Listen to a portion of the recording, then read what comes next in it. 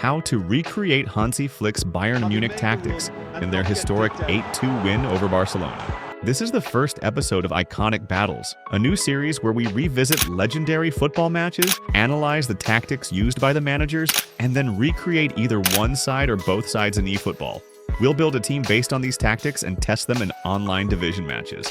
Through this series, I hope you can relive these classic matches and re-experience their tactics in eFootball.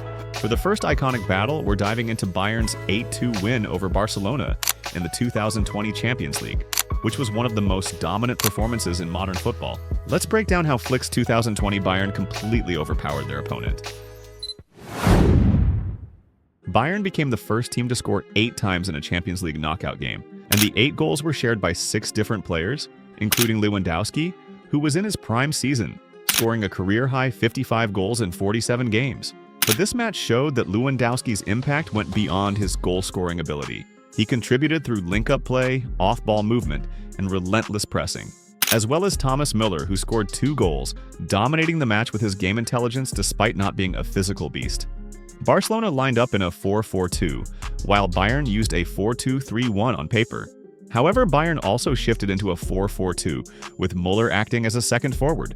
So how did Hansi Flick's side destroy Setién's Barcelona, despite using the same formation? Setién's initial game plan relied on runs down both flanks, and Messi's playmaking ability. Messi frequently dropped deep to orchestrate attacks, playing long diagonal passes to Jordi Alba and Vidal on the left, or Semedo and Roberto on the right. The double pivot of Busquets and De Jong rarely made forward runs. This setup aimed to achieve 3 things: stability in midfield with 2 holding midfielders, fullbacks and wide midfielders rotating to exploit the space behind Bayern's high line, and Messi dictating the game tempo as the main playmaker. While it looked good on paper, Flick's strategy completely dismantled Setién's plan. From the opening whistle, Bayern maintained a high defensive line and pressed aggressively. Let's dissect how Flick's high press broke Barcelona's attack. First, Lewandowski and Müller pressed Barcelona's center-backs, Piqué and Lenglet, minimizing their time on the ball.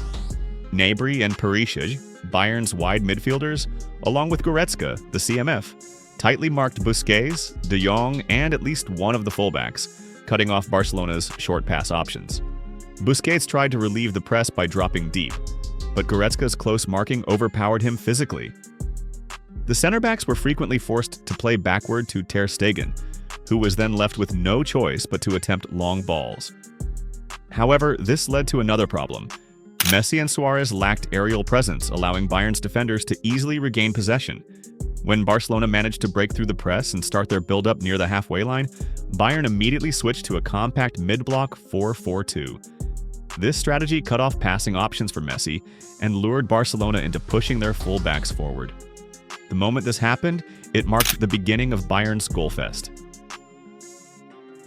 Once Semedo and Roberto advanced forward, Bayern immediately launched counterattacks to exploit the space left behind on the flanks.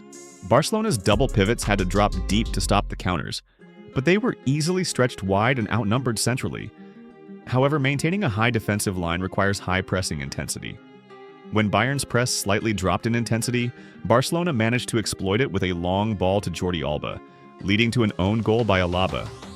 Bayern quickly refocused after conceding the equalizer and identified another weakness in Barcelona's 4-4-2 shape: the massive gap between the midfield and defense.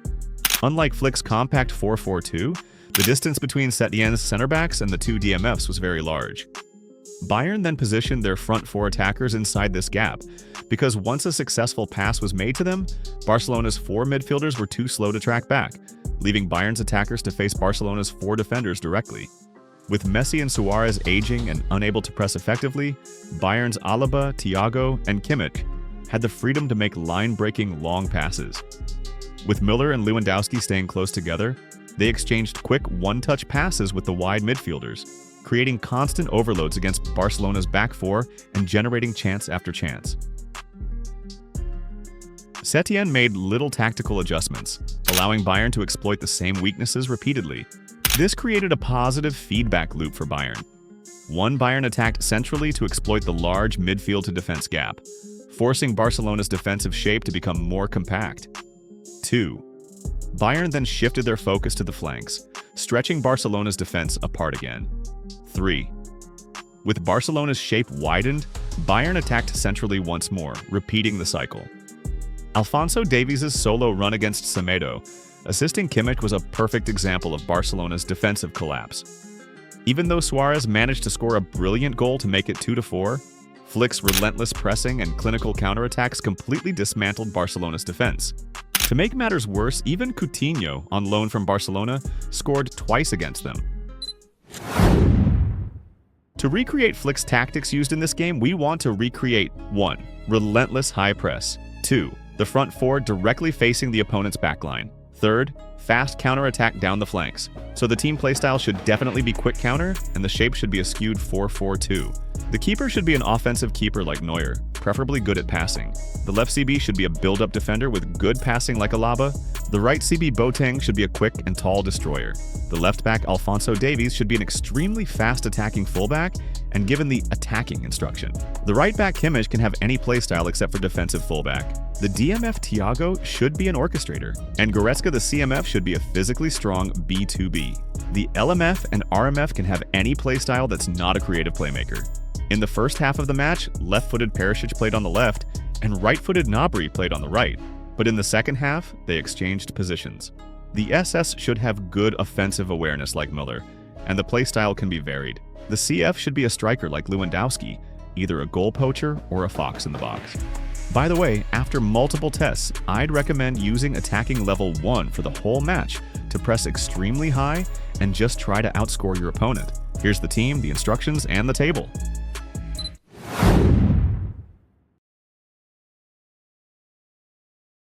With attacking level 1, the team is trying to initiate counterattacks immediately after regaining possession. This time, they are looking to exploit the area on the left wing with attacking Davies and Perisic. It's loose and there's a race for the ball.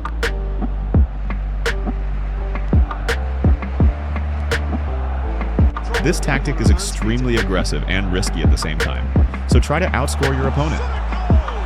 The team has numbers in the middle as well as targets on the left, making forward runs. Now it's Perisic. He is through here. Yeah, this kind of bold running will always get you into areas of possibility.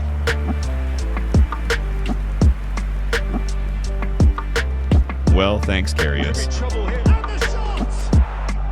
Again, making one-touch passes in the middle, waiting for the left attackers to make runs. First moment of real significance. Well, I guess this ought to make things interesting, Peter. Tries a shot! Kimmich finds the two forwards, and you can notice how high Goretzka is positioned to support in numbers. Then the left attackers made the timely run again.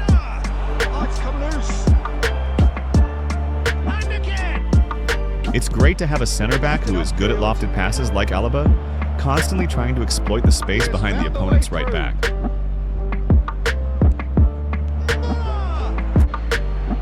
This time, it's Kimmich and Gnabry's side. Kimmich is charging up on the overlap. Spread neatly. Then a pressing machine, Goretzka, wins the ball in front of the goal. Goretzka! What's another chance? Again, it's risky, so it's recommended to have very fast defenders. Can he get it through? Alaba. Yeah, they were looking for a counter-attack. Goretzka is just insane in this system. Can he get a hit? It's in! They are getting horribly bullied. But the boss won't be happy. This time, Lewandowski, Müller, and Goretzka are directly facing the opponent's back four. Almost no threat at all. It's one! It's there! Goretzka. That's that, the end. Bayern Munich, just a thrill to witness. Interesting how the opponent also uses a 4-4-2, with Suarez as a forward. Lewandowski and Müller are pressing the center backs. Yeah, I think there are probably two. Goretzka's work rate is insane in this system. Goretzka makes the interception. Exploiting the left flank with Perisic again, then with 3 targets in front of the goal, making one-touch passes can really catch the opponent off guard. And not get digged out. Avoid these mistakes. Terrible pass. Oh, great decent hit. Oh, taken with style. Level in H. Rice. Just look at Goretzka, what a pressing machine. Every attacker is pressing high, forcing mistakes. And he's in on goal. Now this can he finish? Pressing with the two forwards man-marking their two center-backs, forcing the keeper to go long like Ter Stegen did. This results in my attackers facing their back line directly. He's quite the pro. The speed and sharpness in his game gives him an advantageous edge. Not allowing back passes with my Lewandowski. And that could set him on his way. Stood up well to him there. Goretzka again regains possession. You never run out of attacking players with Flick's tactics. Again, pressing the center backs just like Flick's team did.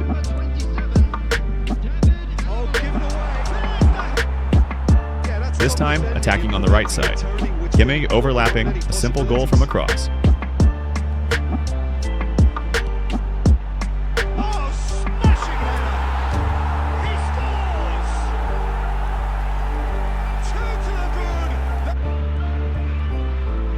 Nice move.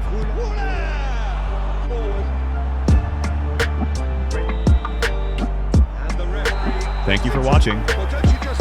What do you think about this tactic cloning of Flick's Bayern's 8-2 win? Do you enjoy this new series?